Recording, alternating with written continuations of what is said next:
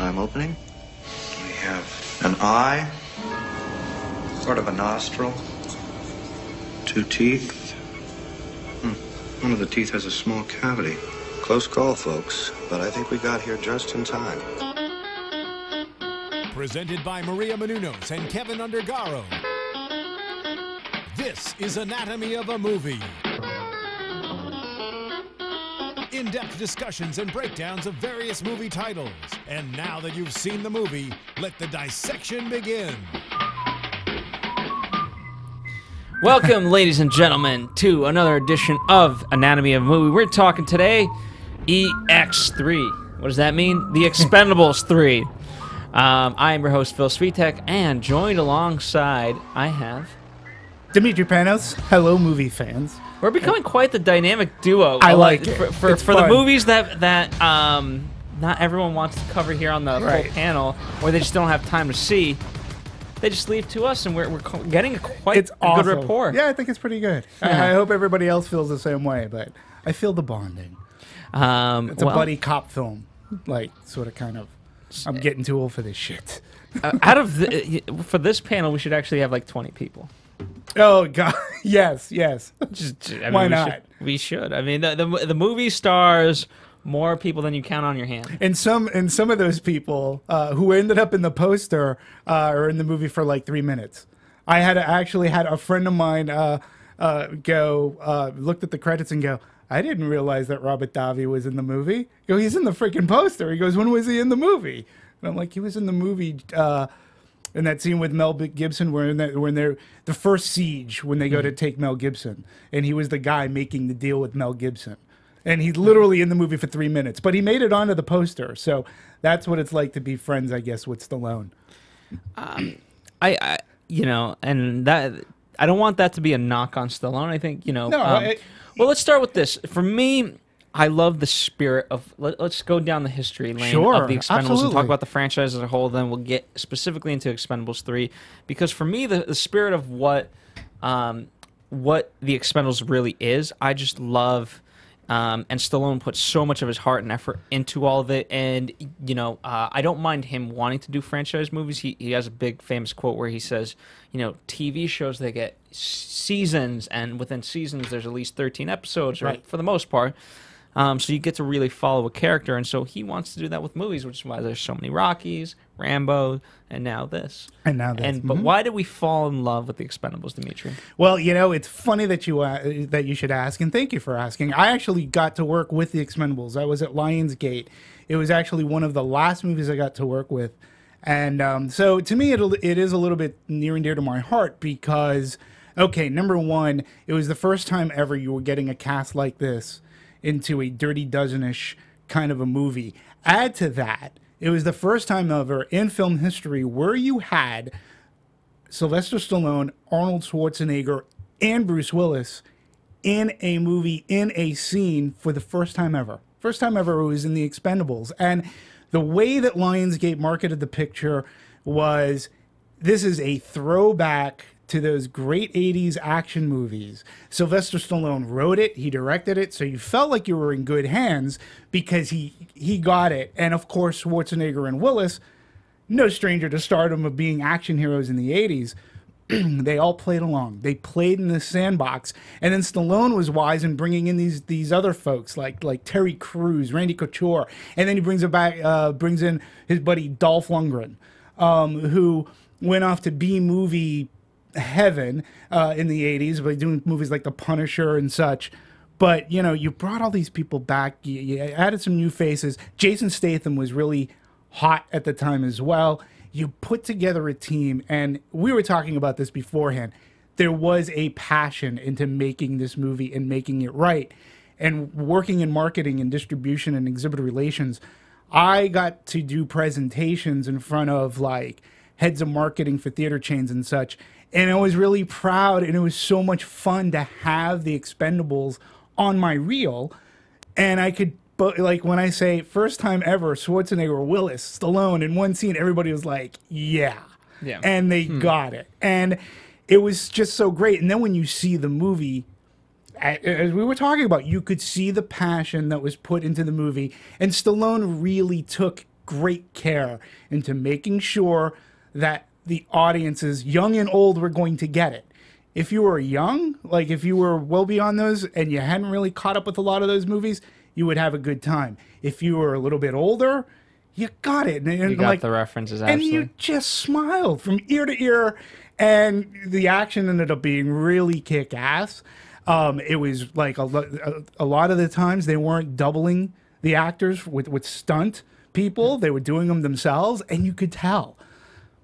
You know, and for the first time, too... And they played to their age. They did play to their age. And they didn't go overboard, though. I always got the first Expendables, it was a wink, wink, nudge, nudge. Like, here, we're going to throw this in. It's going to be sly. Okay, all pun intended there. But it was really... but it was fun. And in Lionsgate history, it was the first movie to reach that $100 million mark that was a Lionsgate-produced movie. So there was a great pride because it took a while, like, for there to be a big movie like that. And Expendables was just great. It was a ton of fun to work with, and I loved it. Yeah. And you know, to me, what I find so interesting, Sylvester Stallone is so instrumental in all this, and he doesn't mind sharing camera time. And one of the main reasons why I say that is, for me, as great as Stallone is and all these other people, it's Jason Statham who does the bulk lifting of these movies in terms of the acting. Oh, I agree. You know, I agree. He really, and Stallone trusts him to put it on his shoulders, and I think Jason, you know, he's gone along with it, and he's accepting of the role, of that role. And the other great thing, too, I'll go back, talking about Expendables, the first one is everyone got their day in the sun, including, like, the bad guy, including Stone Cold Steve Austin. Like, nobody... There wasn't a character there. Everybody got to do and play to their strengths, including Jason Statham. And, you know, some people criticized, though, they had the love story with Jason Statham, and Charisma, the very beautiful Charisma Carpenter was his girlfriend. But I like that part of the story because it showed a little bit of the knighthood, the chivalry that he had when he beat those people up in the basketball court. Yeah. You know, and I really, I actually enjoyed it. And I think a lot of that's lacking in Expendables 3, but it's one of the things where that movie, look, is it high art? Absolutely not, but can you watch it and have fun, especially if you're going to be throwing back to things? And let's face it, even though it's about 5 minutes of screen time, when Schwarzenegger, Stallone, and Willis are on screen together, and they're not even throwing punches, they're just throwing barbs. And you're just like, oh, that was really cool, and it left you wanting more. And I think part of it was there's that sense of realism because I think they're really, you know, they were throwing jabs at each other. Mm-hmm. You know, and it was one of the reasons why they haven't been on screen before is it's just too much firepower all in one movie, and you can't have. It's like, okay, well, no, I'm the bigger star. No, I'm the bigger star. And don't forget, I believe it's the three of them that were partners in Planet Hollywood. So growing up in the 80s and watching those movies and seeing these big icons, there was always like links, and even in certain movies like I think it was Last Action Hero, Schwarzenegger in one scene is in a video store and there was a cardboard cutout of Stallone, and he walks up to the cardboard cutout and he does something like this, and he like walks away. It makes in the 80s, at least, you got the sense that they were on a friendly basis, even though for box office-wise, they were competitors. But you always wondered, man, it would be great if Stallone and Schwarzenegger could be in a movie, or Willis and Stallone, or Willis and Schwarzenegger, any combination. But Expendables gave you all three. And it was, again, when I did these presentations, and I got to say that, and I always saved Expendables for last, you know, everybody got it. And very excited. So I think there's a reason for its success. Plus, overseas, these guys are international stars overseas. So, and action is the most translatable. Absolutely. Absolutely. And they're just so beloved. Stallone himself, too. You know, I also got to work with the Rambo movie that he did. Mm-hmm. And again... The fourth one? The fourth one. And again, he just put his passion into it. He didn't want to screw it up. He delivered for the fans. He made it rated R, and he made a good John Rambo story.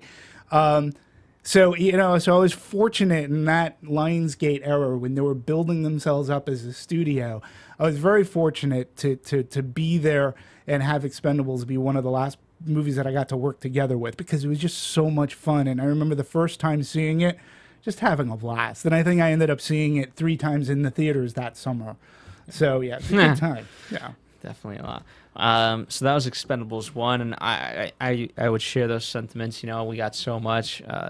I love the motorcycles, the planes, the knives, everything. Obviously the action. So really, we took on it gave it such life. Absolutely. And then Expendables 2. Actually, I don't know. Whatever your thoughts are, I know you didn't like it as much as the first.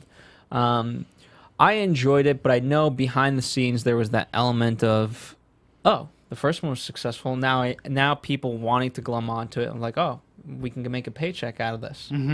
But luckily for me, there may have been elements of that, but it didn't tear out of the screen and into me. Yeah, I mean, for me, Expendables 2 was a little bit of a letdown. Well, number one, I think it should be noted that Stallone didn't direct Expendables 2. His fingerprints are all over it, and he didn't direct Expendables 3, but yet you could tell that it's his project. Had a heavy hand in the writing of it. I think it's almost like in Expendables 2, they almost had too much fun in writing the script. They were too self-referential. Like, where in the first one, the jokes weren't played like huge. Like, it was done sporadically, and it wasn't done. What was the Hasta la Vista line in the second, right? Well, for me, towards the end when everything's just going right, and everyone's just in that whatever the base, and everyone's shooting at each other. Just so much chaos, so much and just so much happening all at the same time, and that's when the jokes really just. It's like, hey, if we didn't get it in by now, let's get it in. Let's get it in, and then you got Chuck Norris was in it, which was a big deal, but yet they threw in so many, there were at least, if memory serves, at least 3 references. Oh, he's a lone wolf. Oh, the lone wolf is leaving, or he doesn't play with the pack. And it's just like, okay, I got it the first time. It was sort of funny. The second and third time, not so much. And then they tried to bring in a little bit of they wanted to freshen it up. So they brought in Liam Hemsworth, to come in. And he was basically a red shirt. And to me, the best parts of Expendables 2 weren't when they were self-referencing each other. It was when, like with Bruce Willis, all the firefights going on, and Bruce Willis is going to pick up Schwarzenegger, and he picks him up in like a Fiat, and Schwarzenegger's like, I have shoe boxes bigger than this. Like, what? And he rips that to me was funny. Everything that was self-referential, it just seemed like almost like, hey, we got Jean-Claude Van Damme here, and hey, we're just a bunch of buddies making a movie together, and don't worry about the young guy, because he dies he dies like not even halfway through the movie. He gets killed off, and he's the impetus for the rest of the movie. And I don't know, it lost some of its charm to me. It wasn't as fun watching Expendables 2, and I only watched it that one time, and for the most part forgot about it until Expendables 3. Well, I didn't, I don't have Expendables 2 to me isn't. I'm not strong against it as you perhaps were. I did enjoy it, and then now we're on to the third one. The Dependables, as I called it and tweeted it out to my 3 people who follow me still. I don't know. Well, so let's the overall impression of the third movie. Well, from I guess I can start. I mean, what I always like and what gets me to these movies is their marketing is so simple. It's here's a little bit of action and look at all the names we got. Sure. It's like, ooh, that's cool. Yeah. And I get behind it. And obviously this time around we got, new faces, we got younger faces. Mm-hmm. And I like the idea of that. Okay, how I to me, the Expendables, I love the idea of mercenaries. And there's video games and things like that, but it's kind of like almost a fantastic idea of mercenaries. Here's a I can't really say realistic portrayal of mercenaries, but it's a fun portrayal, it's more down to earth portrayal, you know, and there's a brotherhood, and it's just a guy movie. The only parts of it to me is that it became almost some systemic in the sense of, okay, we're gonna do some action, we're gonna get hurt, we're gonna bond, we're gonna cheers beers, and say a couple of jokes. And that was the formula, that was the system, and you know, now we can just rotate people in and out and kind of tell different jokes, and we can introduce them through the jokes. So that became the thing of like, he's got whatever the case may be, and he's crazy, you know, and part of the magic to me, you know, I don't mind if we took away some people. I know we're trying to get everyone in, but I want to be able to revel when they're on screen. You know, don't just give me 10 seconds of it. Let's make a historic moment. Yeah. Rather than like, oh, we just made a moment. I agree with you. And again, you know, just going back to what I said about the Expendables, everybody had their day in the sun in that movie. Like, they got to showcase whatever. And in this movie, well, I was just sorely disappointed in a lot of aspects, including the one you said. I think, like, probably my biggest disappointment was Jet Li, who's an Expendable original. You know, he was in the first movie, and we know Jet Li is a martial arts master. He's great to watch on screen when he's doing martial arts. Sorry, am I keeping you up again? The great rapport that we have together. No, but I just think that in the first movie he shined, and he had some great scenes, and then like great rapport with Dolph Lundgren and everything. And in this movie, he's in the movie for a whole of maybe 10 minutes, and he's sitting on the edge of a helicopter shooting a gun. No martial arts whatsoever. And it's like, why bother? Why not spend the money on somebody else? And why not, like, throw a line out and say that he's somewhere else? Like, if you're not going to use Jet Li and have him do martial arts and be in a fight and maybe save the day for somebody, well, what's the point? And so that bothered me a lot. That was probably one of my biggest pet peeves in this movie. Yeah. I mean, part of the problem, just kind of reading about it in general, again, everyone wants to sort of be a part of this movie's. It must be a scheduling nightmare. And I think that's one of the reasons why it stems from, you know, we're going to be doing Sin City, right? And you can have tons of actors like that in a movie like that because you're shooting them individually against a green screen and then matching up in scenes, and that's the magic of that. Whereas with this, you have to get very iconic people all in one place at the same time. Right. And literally the amount of casting changes that happen. And so then it's like, okay, well, how do I write a script if I don't know who's going to be in it? Because it has to sort of fit whoever it is. And like, oh, crap, that changed. Now we got to fix this. So I think its success is also what's hindering its progress. And you bring up a really great point when you talk about the writing of the script. I believe that the first one, Stallone had his story mapped out, and there was a script, and he knew who he wanted to get into it. With this one, he woos this gentleman Patrick Hughes, who he became a fan of after his like first feature, which I believe is called Red Hill, and he loved what he saw. And again, I'm sure Patrick Hughes probably came cheap, you know, as like coming into this. He goes, but I really liked what you saw. I think you can handle Expendables 3. And he called him into his office, and there was no script. He goes, I want you to direct Expendables 3. And Patrick Hughes was like, okay, what's the hook? He goes, well, I want to have Mel Gibson as the bad guy. Oh, do we have Mel in it? No. What do you think about having Mel Gibson as the bad guy? And what's Patrick Hughes going to say?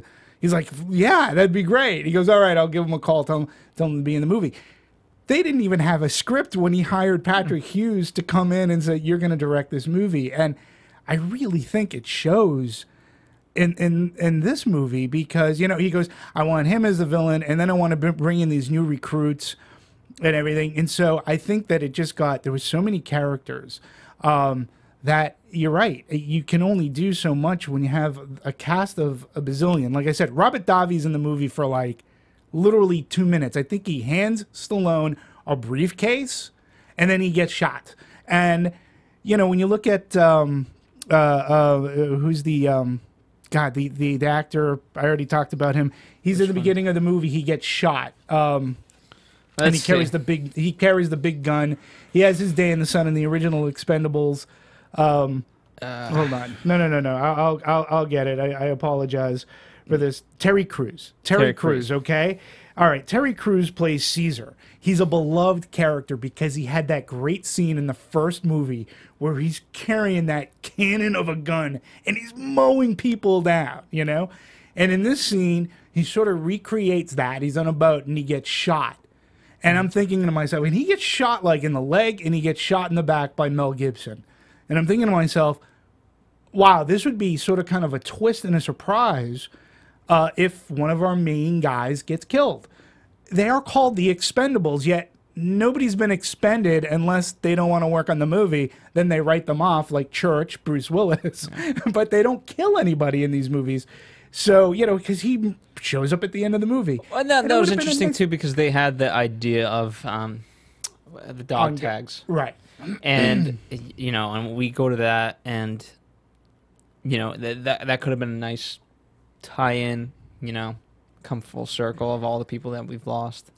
Yeah, and at least it's a character that's beloved. Yeah, like, and that was the whole thing with Mel Gibson's character, story-wise. It's like, okay, he's one of the first, and this is what he's become. So we've lost him through this process. So, it's that fine line. Like, you're trying to add the sentiment of loss and what that fully means, but you're not capable of actually doing it. No. And, you know, putting the audience through it. Yeah, and that was an issue, too, because if they are Expendables, at some point I would figure somebody, you know, I mean, believe it or not, I was actually thinking, I wonder when Stallone's going to, you know, maybe want to kill off Barney, and maybe then he can go back into the director's chair to direct the movie that he's not in, but I'm not sure if if he's willing to do that.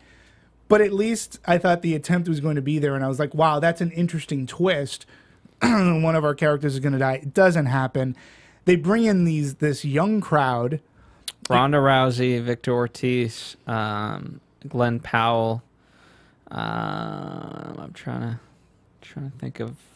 I have the whole list in front of me, and yet it's all Kellan Lutz. Kellan Lutz, yeah, he's the other one. And I think that's it. Yeah, for the young guys. And basically to set this up, Barney's going on. This is a revenge movie. And I think this sort of kind of bothered me too, because there wasn't a villain. There weren't any real stakes in this movie. Like, Mel Gibson's character was not holding the world for ransom or holding it, you know. He was buying some bombs and he killed one of the Expendables. It could have been, you know, and then it becomes a different genre piece. And remember, it could have been more like a Western. You know, a man after a man, and you know, each has their own friends to back him up. And that would have been interesting. Ironically, they were trying to get Clint Eastwood into the movie, so that's one of the reasons why I actually did think of it. But that you know, that idea could have worked really well of like, okay, he was the first, let's go after him. Yeah, let's go after him. And you betray the idea of betrayal. Yeah, and which can be used as a great thematically. It's been used in a lot of movies, and it can be used to great accord and making good entertainment. Here, though, we had, okay, so Barney takes it upon himself to go after Mel Gibson. And he feels he doesn't want to put his team in any jeopardy because he knows it could be a one-way mission. Okay, so he more or less fires them. He breaks up the team. So then you start thinking about it, and a friend of mine brought this up. He's like, all right, so he doesn't want his core group of people, even though this is what they sign on for, he doesn't want them getting hurt and, or even worse, maybe getting killed. I think it spoke to this age. I think it spoke to the age of like, you know, this is ultimately a young man's job. I think maybe he was thinking that, and it's like, okay, you know, you guys have tested the fate so many times that, you know what, you guys came out on top, and you know what, now just do me a favor and just enjoy it. You know, we're having the beers, just continue doing that. Yeah, but yet they're the ones that he's most comfortable, so he goes, picks out these new bloods, these young, you know, fresh meat, is basically because he didn't care whether they lived or died or not. So I mean, I'm going thinking, well, you had enough sympathy or empathy for your team because you didn't want them getting killed, but it's okay for you to bring in these kids who, like, let's face it, each in their own way or whatever, they were fine, but they didn't strike me as people that would really work well together. And where they may have been trained and have their expertise, he and Kelsey Grammer in a very long part in the middle. I mean, that was part. You know, I don't think we needed, and I understood why we got it. You know, from their perspective, but story wise, that part definitely lagged because we could have recruited a lot faster. We could have recruited and at least show them working together before they going on this all important mission where I didn't find any chemistry going on, and I'm like going, oh, so they're all set to take down this guy who, you know, started the Expendables, has experience in killing people, and yet, you know, these rookies are like Stallone, like Barney actually thought that these rookies could take down Mel Gibson, like that I was having an issue with, you know, and then we got the athletic nightclub bound. I mean, that was amazing. Yes, it was. I had a no female problem. Nightclub Bouncer. No, that was a great scene, and actually one of the funnier lines delivered in the movie because, you know, Stallone was like, you know, I could do that. He's like, yeah, you'd look really great. Kelsey Grammer, yeah, you'd look really great in that red dress or something like that. It was a funny line, but again, I just think that there wasn't enough chemistry. I didn't get to know these kids as much, and I didn't trust that they were going to get this job done. And I thought, oh, okay, they're like Liam Hemsworth character. They're all going to get killed. Instead of one in Expendables 2, now we're going to get 4 or 5 of these killed. And and guess what? We're bringing the gang all back together for more fun as we take down Mel Gibson, which eventually happens, minus the killing of the crew. You know, because we got that silly montage too of all of them looking forlorn. Randy Couture's at a bar moping in his beer. You know, we got Jason Statham watching Oprah or something on his TV, flicking with his knife. I mean, that montage too for me was like, oh good God, just let's get things moving again. Just get back together, please. Let something happen. And boy, did it happen towards the end. Yeah, I mean, from a story perspective, it couldn't be more simpler almost. It is extremely simple. And you know, that's not a bad thing. You know, some of the best movies are the simplest ideas. People think they have to have there's always the hook. You have to have the hook. But you know what? There's Alexander Payne has made a living off non-hook movies, so to speak. Sure. You know, and having really be the beauty in, you know, through what's portrayed. And this could have been it. And don't forget, the first one was a very simple. You know, the first Expendables is a very simple movie. We're just going at it. It was a mansion, right? And it was very cost effective, right? It was like all we could afford is just one mansion. We got a mansion. There's a dictator who's really, really, really, really bad to his people, and this agency wants to take him out. Yeah. You guys, we can't have any. You know, we can't be associated with this. We're calling you guys in to take care of the problem. You got to go in. Oh yeah, and there's a girl that's been kidnapped. We want her out. That was the movie. Boom. And very simple, but you got so much great action, great fight scenes, good gunfire, good camaraderie, good chemistry, and really good action. Where in this one, it's almost like I didn't know what the stakes were. I understand it's a revenge movie, but the bad guy, you know, Mel Gibson, who was good. I thought he was... Please, don't label me as anti-Semitic.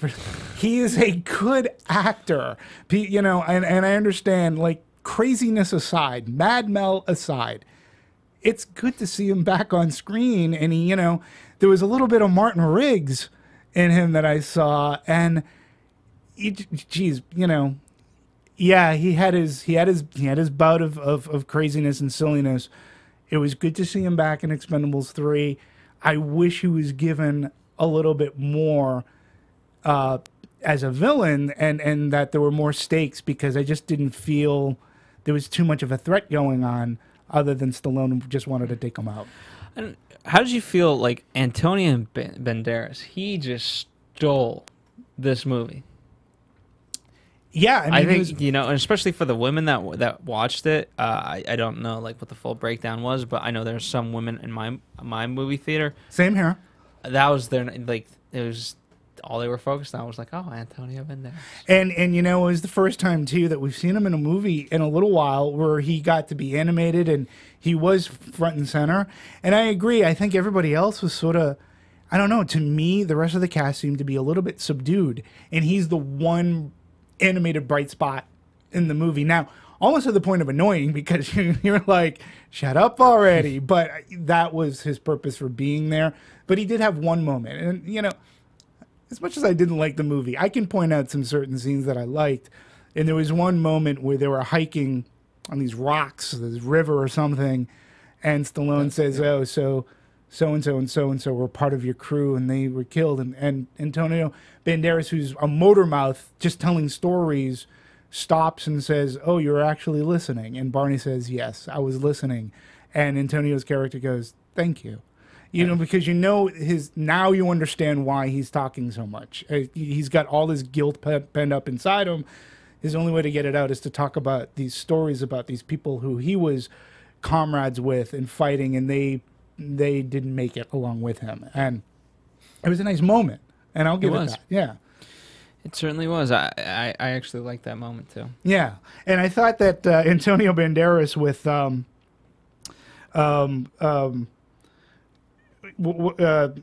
Rousey. Mm-hmm. I thought they're fighting together. I actually thought that chemistry worked. Like, I thought Ronda Rousey, she was relatively attractive and very surprising for a woman who's built up as such. Like, she was really good in physical shape and everything. Her acting, I thought, was okay, but where she shined to me was her action with Antonio Banderas. Like, that banter that they had going on, I was buying, and I was like, okay, this is fun. Like, I get it, and I like it. And I liked the choreographing of that scene. I mean, the end, there was so much going on at the end. What did you think? I mean, with these movies, obviously it hinges on the action. Mm-hmm. How would you rate the action? Because especially, like, perhaps you want to make callbacks to previous movies, but then you also have something original, something that we haven't seen, and you want to blow things up and things like that. And so how would you rate the overall action? Mixed bag for me. I liked the action in the first one a lot better. This one had some great scenes like we were talking about. I think that it was all over the map, but then there were certain parts of it where, again, like, okay. So they're walking to this compound, right? Towards the end of the movie where a lot of our action takes place. And there were fires outside and stuff, and my first thought was, okay, this is supposed to have been abandoned. Who lit those? Like, what's going on here? So then one thing happens, one thing leads to another. Mel Gibson says, okay, you guys are trapped. I've got this building wired with C4 all over the place. Okay, great. So now we got a ticking time bomb, and our heroes have to get out. But now a militia is coming in with tanks, and thank God they had motorcycles, and thank God one of our youngsters is a motocross expert, because wow, lo and behold, as I'm looking at the field, it looks like a track on the X Games. and so our guy can commandeer a motorcycle and go up jumps and ramps. That to me was silly. Then we go inside, and where the fighting was happening, my favorite part again was Antonio Banderas and Ronda. And Ronda, or her character's name is Luna. That was my favorite. Then you're outside with the helicopter. We didn't talk about Harrison Ford, and that to me, Talk about Harrison Ford in a minute. But it was Harrison Ford trying to. He was doing his best Roy Scheider in Blue Thunder. I mean, he's having his helicopter fly upside down, and is the waist of Schwarzenegger and Jet Li in that scene. It was just sort of kind of silly. And then we had, Stallone going after Mel Gibson. And again, maybe it's Stallone's limitations. I just was expecting more out of that. I felt to me at the end that, as you're talking about, you're kind of half negating my point, but it felt like to me we had more money for explosions. Mm-hmm. And rather than good action sequences, we were just like, okay, where can we add an explosion? And to me, it was very evident when when they land with the helicopter, and I think it's with Wesley Snipes, I believe, it's somewhere in the very beginning, and there's a great song, Cool Guys Don't Look Back at Explosions. And Stallone just blows up that helicopter. The other guy looks around, but Stallone just keeps walking. Cool Guys Don't Look at Explosions, and just walks off camera. And it was like, well, why did he need to, I guess he needed to blow up the plane so he could cover his tracks, but did we really need to blow up the helicopter? Yeah, he needed to make it rain. Wesley Snipes, we didn't talk about him, and again, it was good. I mean, I thought it was good to see Wesley back on screen again.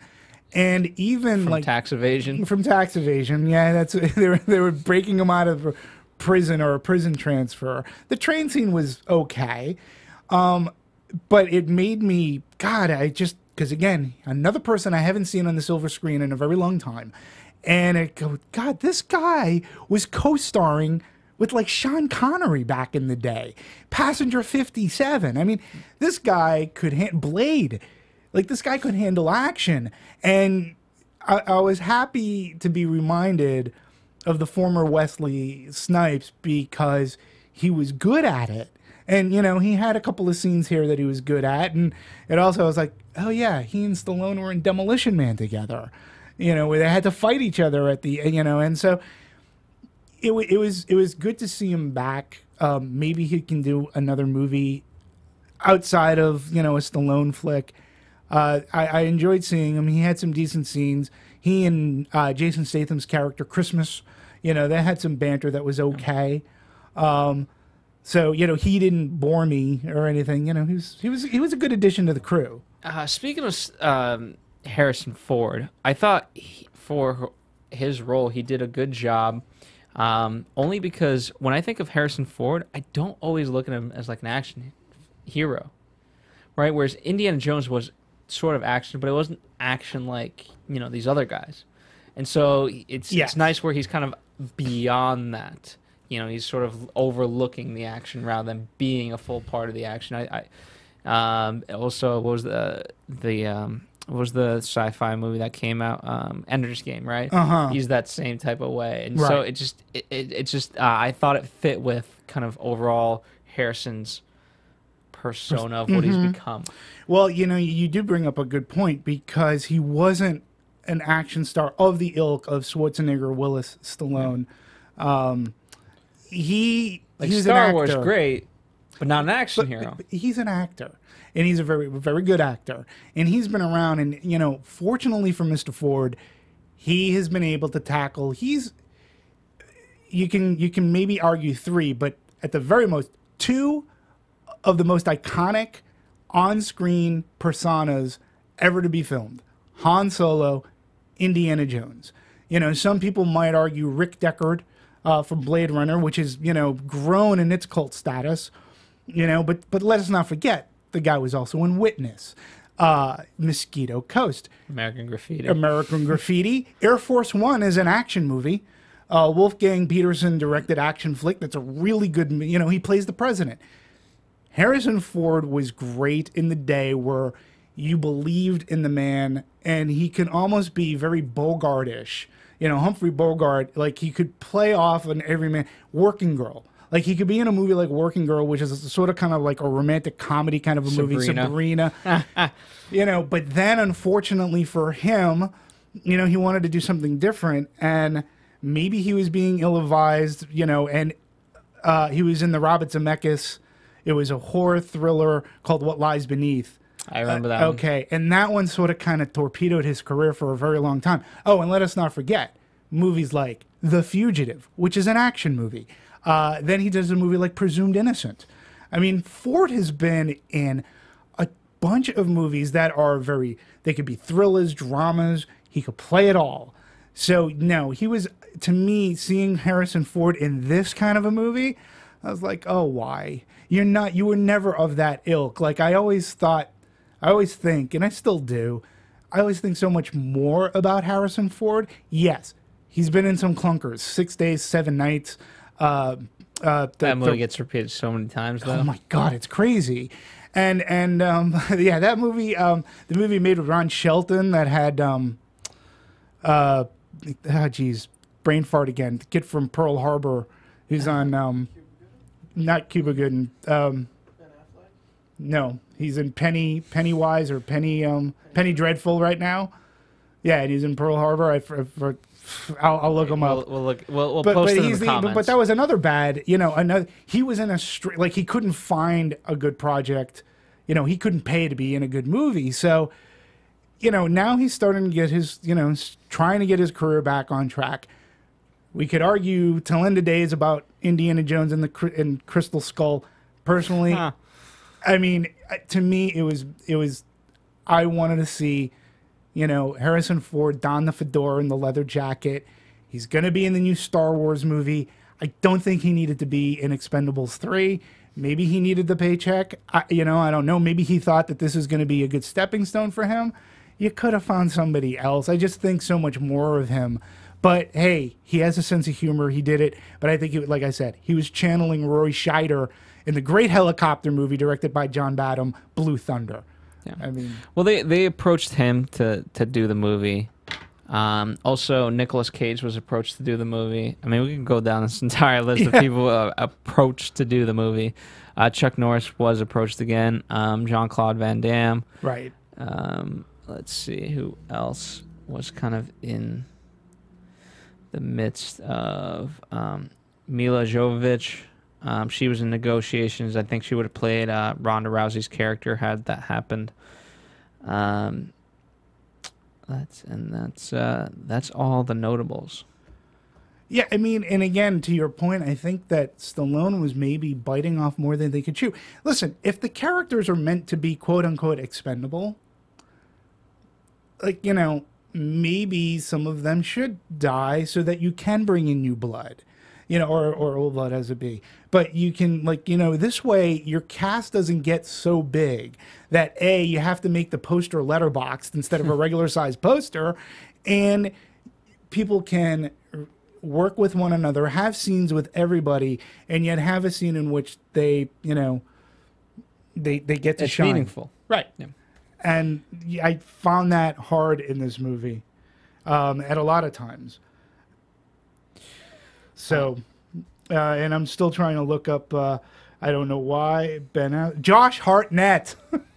Josh Hartnett was the person that Harrison Ford starred in. Hollywood, I don't want to call it Hollywood Homicide. Another, So, again, I know he's making a comeback. Can't wait to see him as Han Solo again. He's given us so much entertainment through the years that to see him in an as soon as he signed for an Expendables 3, I was like, oh, Harrison, why are you doing this? Well, You're never of that ilk. Well, if they had he approached them, it would be a completely different thing. They approached him and they wanted him, so it is what it is. Yeah. Yeah. So other stuff to talk about.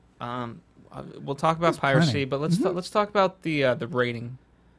Yeah, that's another thing.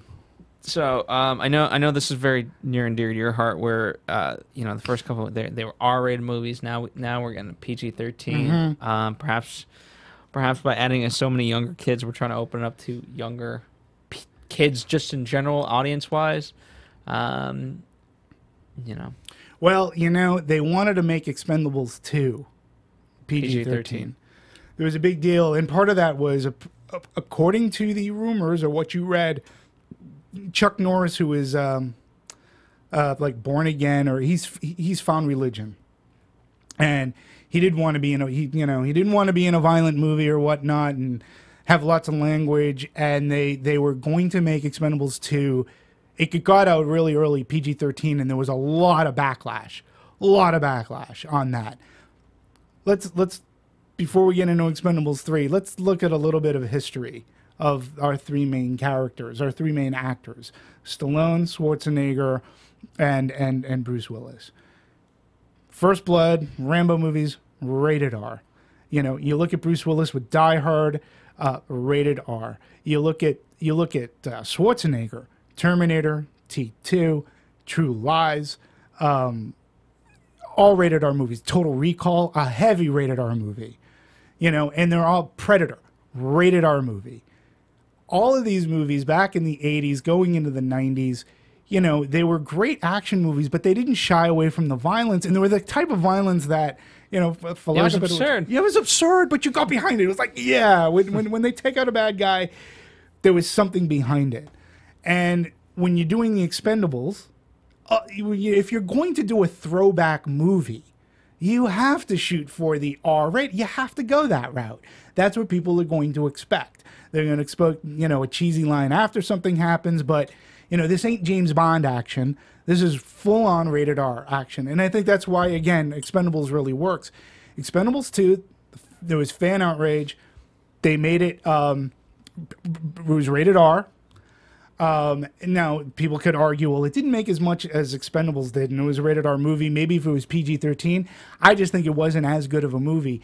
This movie, they didn't make much of a big deal. They sort of kind of snuck it in that this was going to be PG-13, and they held off on the rating for a long time. And, yeah, I mean, I think that the rating on this movie hurt. And, you know, they wanted to make it family-friendly, but in what bizarre world am I living in where The Expendables was ever meant to be family-friendly? I'm not taking a 12-year-old to go see The Expendables movie. I'll take them to Teenage Mutant Ninja Turtles and Guardians of the Galaxy, maybe, but not Expendables. It was never meant to be meant for the family-going movie audience. And it's funny because the New York Times did an article, and Forbes actually had a great article about this where it says PG-13, not piracy, killed Expendables 3. And they had some really interesting statistics for Expendables 3. 66% of the audience was male, 25 or older. That's 66% of the audience. So right there, you're like, well, then why would you make it PG-13? Now, I had conversations with a friend of mine, Greg, who lives in Denver. I had a conversation with him. I told him that I saw Expendables 3. He goes, oh, don't even want to talk about it. Not going to see it. PG-13. And I was like, well, I'm not going to argue with that because I was one of those people who, you know, hated it when they talked about it Expendables 2. You can't, you know, you can't turn your back on your core fan base, even the, you know, if you want the nostalgia people coming back in. And to me, I don't know how it got. Maybe they took out a lot of blood, but there was as much killing. Yeah, I didn't really notice how it was PG-13 at all. It could have been R-rated to me. It could have been R-rated, yeah. You know, absolutely. I mean, they must have fought like hell with the PG, with the MPAA. Yeah, or something. Yeah, it was. That was as close to being an R-rated movie as far as violent content goes. The only thing that was missing, I guess, was the arterial CGI blood spray with every gunshot. I mean, what was your thought? Like, when you were going into a PG-13 Expendables movie, what were you thinking? You know, it just... Because it misses... You know, you mentioned Predator and things like that. There's a terror element to those. Mm-hmm. You know, so it's not just the violence, but it's also the tone and the terror. And you had mentioned already that the stakes weren't as big. Mm-hmm. Maybe that's why they didn't feel as big, because I don't know, it just lacks that raw primal emotion of, you know, in this case, to make revenge you need anger, and it perhaps lacks some of that anger because it's like, okay, well, you know, trust me, I've seen the notes from the MPA. It could have been like, okay, tone down on the anger. Right. Okay, this scene had like, okay, so it could have been that. I don't know. All I can say is just using, again, I understand there is this great thought out there that if you make a PG-13 movie, you'll get more people to come. Now, we talked about Lucy. Lucy was a huge hit. That movie was rated R. Okay, now I would say there was as much violence in Expendables 3 as there was in Lucy. Yeah. Okay, the only thing that was missing in Expendables 3 was swearing. God, did somebody say... There might have been one fuck in Expendables 3. You're allowed one F word. There was no nudity, you know, whatsoever. Shitload of people getting shot, like you know, just mowed down. But again, just going back on the rated R thing, you know, we did have movies like Lockout, White House Down, Columbiana. You know, all these movies were rated R, and they did like some really big business. And you could argue, there were other movies that were rated R that didn't do as well. Schwarzenegger's Last Stand, I believe, was rated R. Bullet to the Head, which was Stallone's movie. And this is another thing that we can talk about, too. Those movies were rated R. They didn't really do a whole hell of a lot. But PG-13 doesn't necessarily help a movie. Maybe in the case of a Guardians of the Galaxy, they could have shot the movie, and in the end of the day, it could have been rated R. And I can understand Disney saying, hey, this is a Marvel movie, we got to tone it down, do whatever. So I understand in those cases, but in a movie like Expendables, you got to go full R on that. You can't shy away from that. You can't shy away from the audience. I do think that the PG-13, along with the Piracy in conjunction, I think it hurt. I think it hurt more than it helped. It didn't bring in the young audience. Don't forget, Teenage Mutant Ninja Turtles still playing. It was the #1 movie again that weekend. You still had Guardians of the Galaxy, which also beat out the Expendables. Very popular PG-13 movie. Why not? And again, and you were going up against The Giver. The Giver, right? And which was aimed towards that audience. Not that it did much better, but... And I have to talk, because I worked at Lionsgate, it was the rated R movie that brought Lionsgate to where they were. They built their house on Jigsaw. They were rated R movies. Even some of the Dane Cook movies, the comedies, were rated R movies. And then to shy away from your history and what brought you to where you are, that was sort of disappointing. And I think I do agree with this Forbes article that does say that, I think the guy said the PG-13 rating hurt in conjunction with Piracy, but probably did way more harm than good for them. Mm-hmm. So, yeah. No, I absolutely agree. It could have been better. Yeah. And it just, so I did feel there was a lack of action, and it could have been that. And I do think that they filmed a lot of it, only because you also never know how the MPAA is going to take it. So you film more than, and then you try to sneak it in as best you can. You do, you do, and then but you make your concessions. You can make your concessions as well. Yeah. You can.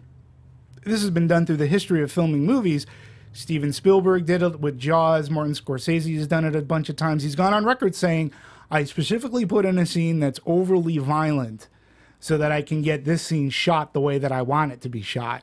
So, it's very, it's a game with the MPAA and what you can get around. And again, coming from Lionsgate, the problems that studio suffered while I was there with the MPAA is stuff that you can write books about. I mean, there were battle circles just to make a trailer or to get a poster. To be up on screen, right? That's the other thing people don't know. They have to approve everything. It's not just the movie. It's the posters. It's the trailers. It's all that. Yeah, folks. Anytime you're in a movie theater, whatever you see inside a movie theater, in one way, shape, or form, the MPAA had to take a look at it and give it its approval. Whether it's a poster, whether it's a trailer, whatever, it has to be approved to go up. And trust me, at the times that I was at Lionsgate, we lost many a battle. Yeah. Now, in terms of the marketing, you look at the marketing of this, and there's so much behind it. They did Comic-Con. Sure. Obviously, their whole scheme has always been, okay, action, stars, right. And those two. They also a lot of the trailers were released right around the time of speaking of international fame, right around the World Cup. Sure. No better place to mark. Who's watching for the most part the World Cup? Dudes. Yeah, and well, the other thing, their huge splash was the Cannes Film Festival. Mm-hmm. When you talk about an international market, and these people are, in their own right, international box office gods to a lot of these people. I mean, they literally drove tanks down the main street of Cannes, in which each tank was showcasing one of the stars of the Expendables. I mean, literally, they were in tanks. So it was a huge event to kick off the marketing campaign. And listen, my one misfire about the marketing on this movie, because you were right, you got to talk about the stars. But to me, if you looked at some of the banners, the theatrical stuff and some of the stuff that was online, they were taking pictures and they were like all smiling and they were like all dressed up and they were posing like they were on the cover of GQ. That's not what I want in an Expendables movie. Yeah. Like, I'm like, what the hell are they thinking? Like, this isn't like, who are you marketing to? Because I don't want to see like Terry. I don't want to see them like, you know, mid laugh like they just got the joke and dressed well. And I don't want it to look like a GQ. Yeah, you want it to look army pants. I want them to be, yeah. I want them to be tough guys. And, you know, your marketing, think of something, think of a tagline. Think of something that goes with Expendables 3. The trailers were fine. I just thought that the print was very lacking on this one. Too GQ and not enough FU. Yeah. So. Well, as Stone Cold said, the working man. This one's for the working man. And that's what the working man really reads GQ. I don't read GQ. Well, you know, this movie is made for the working man. Sure. Yeah. And no, I agree. And someone who likes to have a beer on a Friday night and like, all right, let's have a good time. And let's watch a guy's film, you know, and that's what the Expendables was, and that's what a lot of those earlier movies in the 80s. But that's the other thing, too. Our cultures have changed so much. You know, I mean, you know, those guys could bring women in, too, because women found them attractive. They liked the dangerous man. And you know, it's not so much the case anymore. And I think they put an effort in Expendables, because you talk about Jason Statham's character Christmas, who in Expendables, you could argue he's sort of kind of like the lead, like he's a main focal point, and he's the only one of the characters where he has a girlfriend and he's trying to keep this relationship going. And I think that was a concerted effort, and you could argue whether it worked or not to maybe get the females in there because there was a little bit of a relationship and he was chivalrous and stuff, but Charisma Carpenter's character's like right out the window and like non-existent. I don't even know if in part 2 they even mentioned what may or may. I think she was in part 2 at the very end of the movie. In this movie, she's not even mentioned. At all. Mickey Rourke was missing in this movie too. He was going to come back, actually. Yeah, I missed his presence in this movie. But when you have so many people, it's hard. It's got to be tough. Now, even tough. Again, you kind of negated the point, but obviously the studio is going to make a huge point of this and just blame everything on that, is the piracy. And I don't know how many times this has happened, but a DVD quality leak. Yeah. Because I remember when Wolverine got leaked. Yeah. But that was, you know, half the green screen was missing and all that stuff. And that they were able to track down. They arrested the guy for that. Yeah.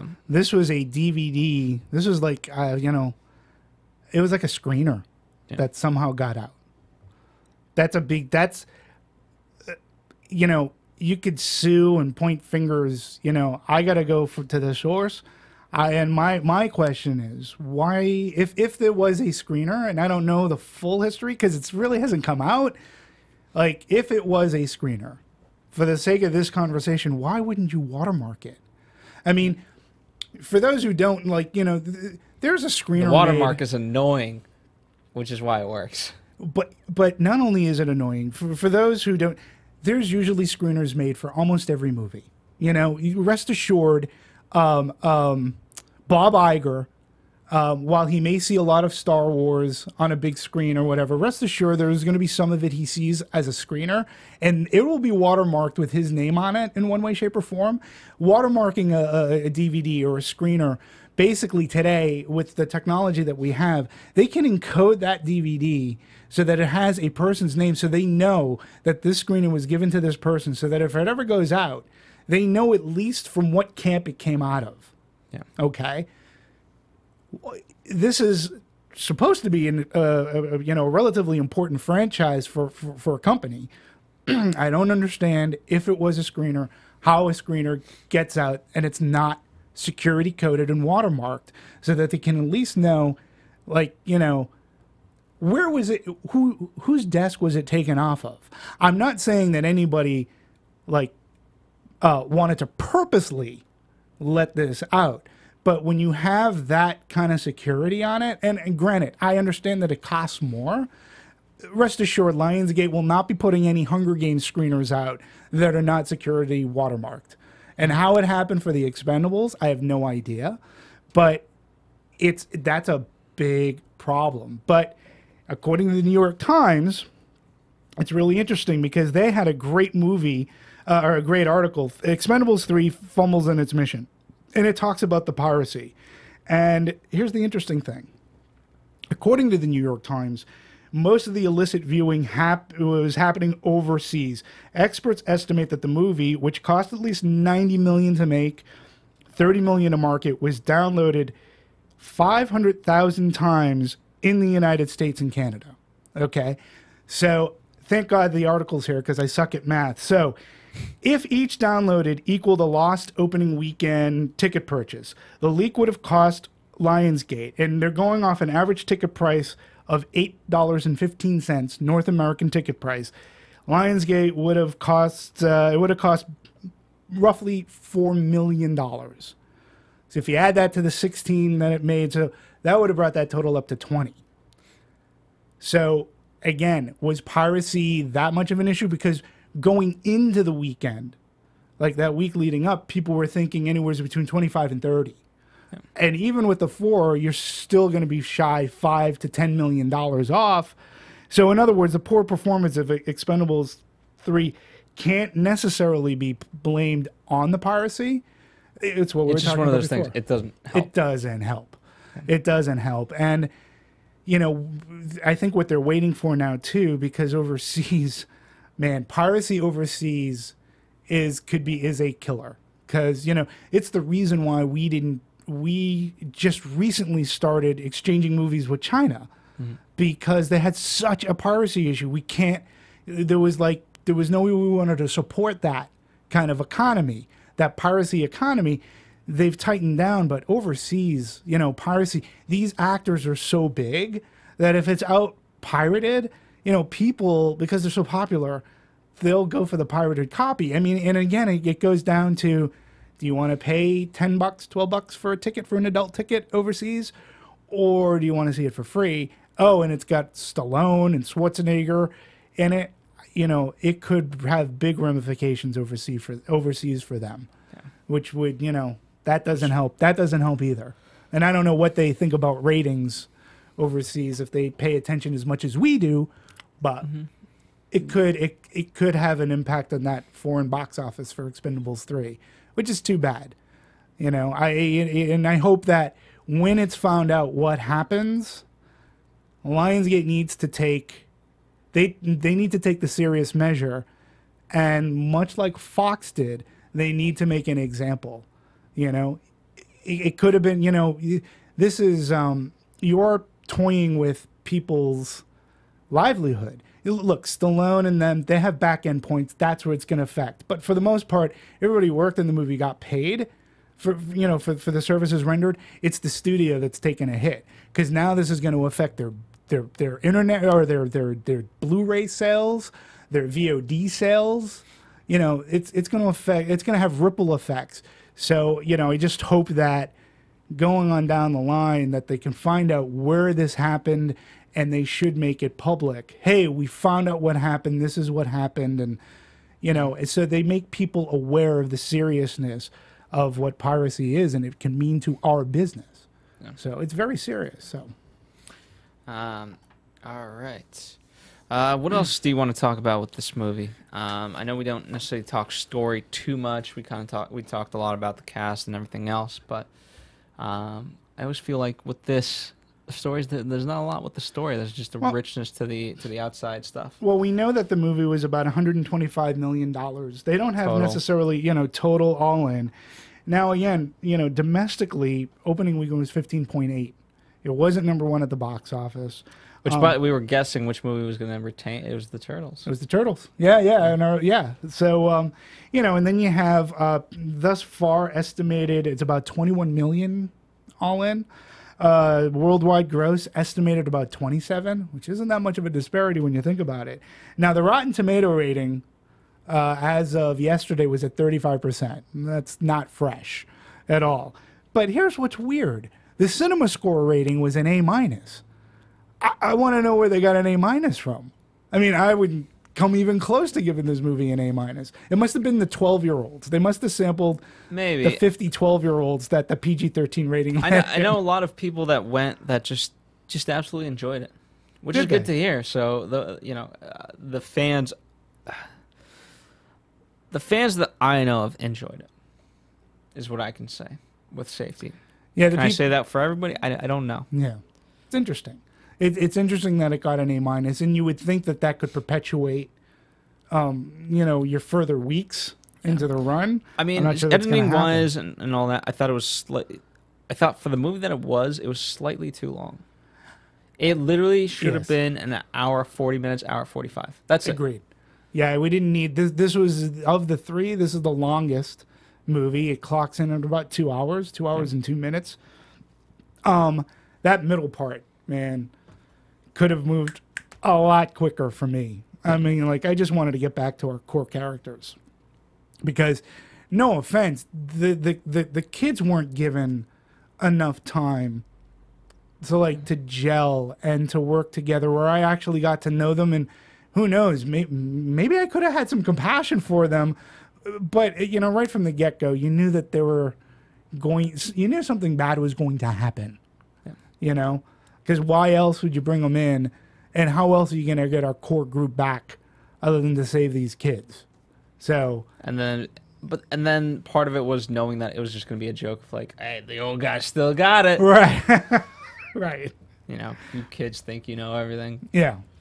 Yeah, and then at the end, of course, everybody's all lovey-dovey and, oh, yeah, you're right, and yes, and, oh, I respect you as a young, yeah, and I respect you, I can learn a lot from you, and, I don't know, it was just silly.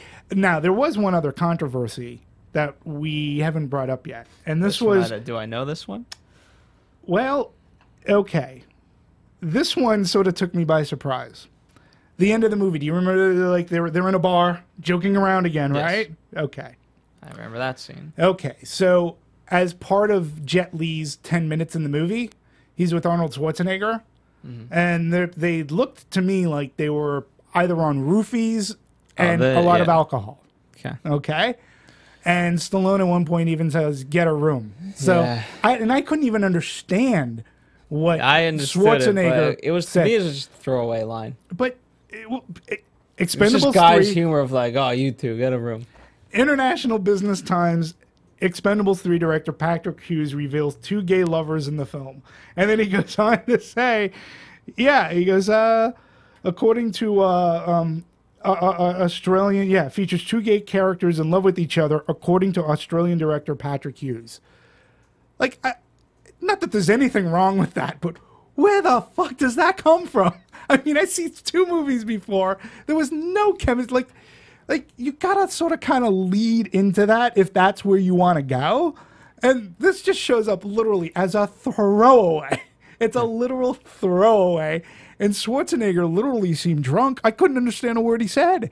And Jet Li with it, I couldn't understand. I was like, what the? That was a very awkward scene to me. But apparently now we have 2 gay characters in the Expendables. I don't think that's making it into the 4th. I don't think that's going to be a crossover. Cross-dressing? No? Yeah. I mean, I don't know. It's. But what does it add? What does it change? Like, are you just trying to make press for the movie? Like, what? Because obviously it's a big headline. It's a headline, and I didn't know where it came from. I didn't understand. Like, it was an awkward moment in the movie, and... at first I just thought that they were joking around. I didn't and now, and then when I was doing research on the movie, I come up across, and this wasn't the only place where I've seen this. If you Google this, like making of Expendables, what does Arnold and Jet Li say about this? Because I don't know how they feel about this, and especially Arnold, and because I know in particular it was. Right, with sports, right, or anything like that. If you're supposedly strong, like not that this is right, but it's very controversial to be supposed like muscle man and things like that, and then to be considered gay. It's and so not that it's right, but it's like right off the bat, it's like, what? No, I'm not. No, and that used to be the big thing. No, right. I'm not gay. And again, it's not right, but that's just what the case was for many years. And now, obviously, more athletes and things like that are coming out. But you don't need this. You don't need it. And again, there was nothing in the first. Like, if you were gonna go, like, if you had a plan. And again, this is my problem. Hey, I'm hiring you as a director. Oh, great. What am I doing? You're doing Expendables 4. Oh, that's awesome. Can I see a script? Oh, no, we don't have that yet. But this is who I want to cast in the movie. And they might be gay. Yeah, but instead of, if you had a roadmap and you were going to make a trilogy, you say, okay, so I have these characters here, and by the time I get to the third movie, this is where I'm going to be. So there was no roadmap. And so this comes out of nothing. And then again, in the final setting of the film, and again, the only person who's really saying something is Patrick Hughes. Yeah. There doesn't seem any, like, it's are the two just ribbing Ross, or are they really together? And Hughes says, I believe they are, hinting that he just got away with incorporating gay characters in love in the testosterone-packed film. So that's it. Like, he's the only one that seems to be saying things. I think if anything, right? I think they're making fun of a thing. That's like, I think they're making fun of girly man. Girly man. I think they're making fun of that. Yeah, I think that's the only thing they're making fun of. That makes more sense, and I'd buy that other than just throwing this in, just to say, hey, we got gay characters in the Expendables, and I'm like, okay, where did it come from? Like. Because then, okay, here's the thing. Not that this is the right mentality and whatever, but then guess what? You've now, if this does become big news and things like that, this is another thing that could potentially hurt numbers, because then you have, and especially internationally, where racism and all that is still way more prevalent. Not that it isn't prevalent in America. Yeah, unfortunately, and you have to acknowledge that. Right. So all of a sudden now, anyone who might have gone seeing the movie, like, whoa. The working class. Well, yeah. I don't want it. Right. Or I see men's movies. I'm not seeing that. I'm not buying Schwartz. Yeah. No, listen. Leave it to your interpretation. This came up a lot in my research. I found it interesting. And thus far, I mean, we're probably only the movie podcast that's talking about this openly. So no pun intended. No pun intended, but I think it's important to note, and it was just an interesting take on something that that was not my initial way of thinking what the hell was going on in that scene, and it's just irrelevant. It's irrelevant. It doesn't. If they are, they are. But they're whatever. Who cares? I don't. Oh, and did you also know that Jason? Here's something sort of interesting too. Jason Statham almost died making this movie. Did you know that? In a scene where he's driving a truck, he's driving the truck, and he went to hit the brakes. In this scene, the brakes didn't work. He literally drove off the road through a railing into water, and he almost drowned. Wow. Like, yeah, he was on Good Morning America talking about that story, and again. You go back, like, Stallone doesn't. How many days into filming? How did it affect his psyche? Did he mention that? He talked about how it affected him in the sense that he literally thought he was gonna buy it, and he's done like underwater stuff and he's used to doing his own stunts, but he says that, like, yeah, this totally woke me up. I may have a different take on how to do things. Like, nobody planned on this happening, and God, could you imagine that tragedy? Yeah. Knock on wood that it, thankfully it didn't. But, while filming in Bulgaria, Jason Statham almost drowned making this movie. So it goes to, there is a bit of commitment to the fact of, I don't want to use a stunt double and whatnot. And Stallone most certainly drew from that in the first movie. By the way, if you have the first Expendables movie, on Blu-ray and or DVD, there is an amazing documentary that Stallone took time to put together, and I believe it's called Inferno. It's on the DVD and or Blu-ray. I would watch it. If you're a fan of these movies, you can totally see the passion and the fire behind why Stallone wanted to make the movie and how he almost died in the process. I mean, he almost has Rocky syndrome. He was doing, outside of writing and directing and putting this cast together, he took a lot of punches to the head. And the doctor said, hey, you get any more concussions like that, that's it. You'll be a vegetable.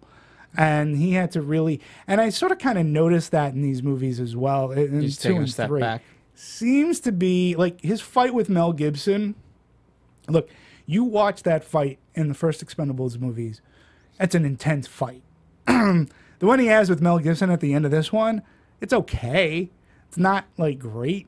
You sort of kind of, I don't know. He seems very tired, and maybe they're not. When you look at these movies that they've come out with since Expendables, they've each tried to go on and make, like, Stallone did Bullet to the Head. Schwarzenegger did Last Stand. Those movies didn't work. They did Escape Plan together. That movie didn't work. And I was watching Escape Plan the other day, and for me, part of it was they're not picking. Escape Plan didn't necessarily get it. Escape Plan, like, is not what a Total Recall is. You got to watch those movies and appreciate, like, they weren't hits because they sucked. They were hits because they were actually good action movies that brought in a bunch of audience, and it brought over a good crossover. Like, they were a good, at the time, they were a good date night movie. Like, Die Hard it's a great action movie, right? I mean, True Lies is a really great, and when you even look at Predator, you could say that there's not, all right, Predator's a very testosterone-driven movie. I'm not sure how many women that would be their first choice, but you could see at the height of his career that Schwarzenegger, how Predator worked. Yeah. They're not having that success, and they seem to be grabbing for it now with Expendables. I think maybe they should stop with this one. And the greatest news that came out this week, because Stallone wants to do an offshoot and call it the Expendables, and his first reaching out was to Sigourney Weaver, who again I look up to as a great actress. Whether regardless of she's been in a lot of great action movies. She thankfully passed, and she's going to be doing Avatar movies, for about 50 years. So, but I was just like, thank you. I mean, and didn't we already get our Expendables? We got Bad Girls that had Drew Barrymore. What was there was one called Red or something. I'm sorry, what? There was Sucker Punch. Sucker Punch was all the girls. My guilty pleasure. It's a guilty pleasure for me. But what's the old guy movie one where they're like spies? Red. Yeah, Red. Yeah, Red. Okay, cool. So it is Red. Yeah. So that's the only thing that the music was done by our good. It was done by Brian Taylor, who seems to be getting all the work these days. Yeah. He did Teenage Mutant Ninja Turtles. Yeah, 2 movies and basically a week apart. Yeah, so he did Into the Storm, which I was the only one of this team that saw that, and I didn't even get to talk about. It made you angry. So go ahead, say it. Go ahead, say it before we wrap this up. That Into the Storm made me angry. There you go. So you got 2 movie reviews in one. All right, guys. Thank you guys for joining us for yet another anatomy of a movie. I hope they enjoy the breakdown. I hope we didn't come across as just like. I hope they enjoyed what we brought to this, because I think it's important. There's a lot more other than just dislike for the movie. There's so much more to talk about. There's a passion. The reason why if we came off in the way, it's because there's a passion for these movies.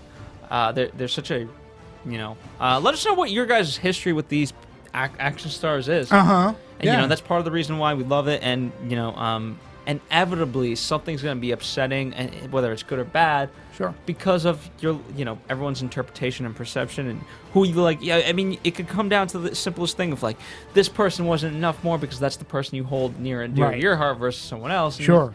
It's just the way it is. And so I want to know your guys' thoughts. At the end of the day, you know what? I appreciate these movies for what they do, what they've attempted, and just the fact that they're out there. It's revitalized many things, and I hope it continues, and it just gets better and better. I like going back to my Blu-ray collection and just picking out our First Blood Part 2, written by James Cameron, by the way. Things like that. I love the Expendables. a lot. And I think you can really see its heart and soul in what's the Stallone. Stallone went in it with the best intentions, and you can never fault a person who goes into something, an art project like that, with the best intentions. And with the best intentions, please tweet at Demetri for the third week in a row. What is your Twitter? At DMovies1701. That's at DMovies1701. I'm trying to break that 20 barrier, and half of that 20 I think are just ad people just following me for whatever reason. I don't know who they That's are. Exactly what the fans are going to do. They'll follow you just for any reason. Well, I want the fans to follow me. And please, at DMovies1701. My tweets, I try to relegate them to movies only. I did one sport comment earlier this week. That's why you lost some followers. That's probably it, but I do like to keep it movies relegated. I almost did a supernatural one, but I X'd it. Fair enough. Well, thank you guys for joining us. Follow us on Twitter at Movie Anatomy. For more dissections, go to anatomymovie.com. The Schmoes Know did a great interview with Victor Ortiz from this movie. So definitely check that out. We're partnering in the movie space, so they're good friends of ours. We're good friends of theirs. We'll be back with... We just did The Giver. Past week we did Teenage Mutant Ninja Turtles and something else I can't. Or we did the Robin Williams tribute. Most Wanted Man. We did Lucy, Guardians of the Galaxy. We've got coming up Sin City, A Dame to Kill For. Can't oh my wait. goodness, Can't wait. This is gonna be fun. We've got good movies coming up, and we are working on more and more special guests. So definitely check that out. Comment below. Let us know what you guys thought of this movie. Let us know what you guys want covered more. We love the discussion. I have to give a huge shout out. The movie that just continues on and on, Under the Skin. Under the Skin. It is incredible. This movie has pretty much made it an anatomy movie. Thank you guys for joining us. We'll see you next time. Bye.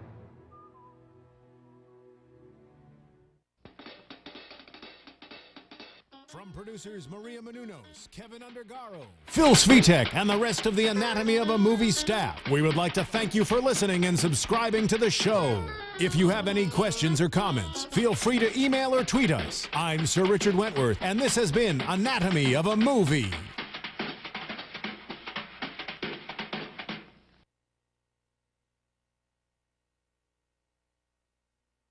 Thanks for watching Anatomy of a Movie on YouTube. For more on your favorite movies, subscribe to our channel here, and be sure to let us know what you think in our comment section below here.